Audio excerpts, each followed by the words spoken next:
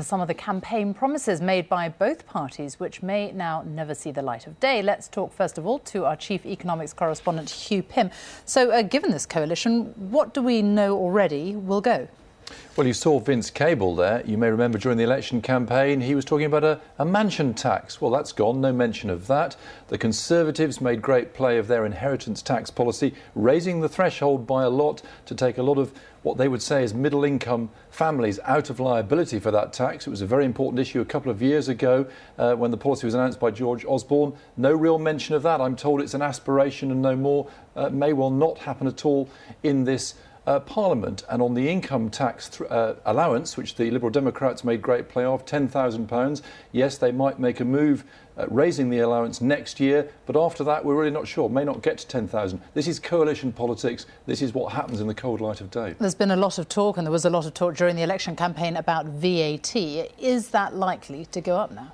Well, a number of leading economists contacted by the BBC have said they think it's inevitable given the scale of the budgetary problem and the need to bring down the deficit. If you put VAT up from 17.5% to 20%, say, that would raise £12 billion. It's an easy hit, if you like. The problem for the Liberal Democrats might be they criticised the Conservatives in the campaign, saying there was a hidden tax bombshell. It might well be a VAT increase. They are part of a government now, which may well do it. Keep him. Thank you very much. And our Home Affairs correspondent Danny Shaw is outside the Home Office. Theresa May now in charge. How could things change there then? Well, in terms of ID cards, both parties, the Liberal Democrats and the Conservatives, wanted to scrap ID cards, and that will happen. So no more ID cards. The only question is whether ID cards will stay for foreign nationals. There are some Conservatives who are in favour of keeping some kind of register or ID cards for foreigners who come to the country to work. In terms of immigration, the Liberal Democrat idea for an amnesty for illegal immigrants, that appears to have gone. But the Conservative proposal for a cap on economic migrants from outside of the European Union, people who want to come here to work, a cap there, that will happen, it looks like. Although what effect that will have and how substantial the numbers will be remains to be seen.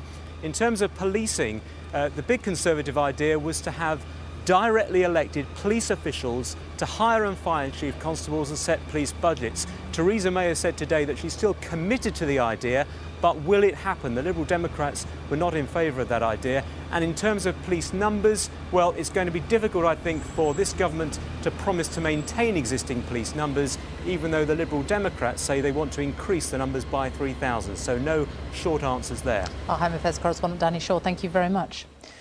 There were angry scenes in the Scottish Parliament this lunchtime as the Scottish First Minister faced questions from MSPs.